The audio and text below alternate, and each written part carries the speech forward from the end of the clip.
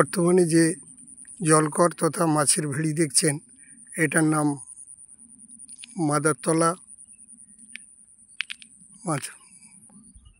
মাছের ভেড়ি। তারপরে যেটা দেখছেন এটা নলপেচি মাছের ভেড়ি, এবং দূরে নলপেচির পেছনে যে 950 বিঘা জমির একটা জলকর তথা মাছের ভেড়ি আছে, ওটা টিলার চক মাছের ভেড়ি। আপনারা বর্তমানে লাইভ দেখতে পাচ্ছেন আমার এই ভিডিওর মাধ্যমে।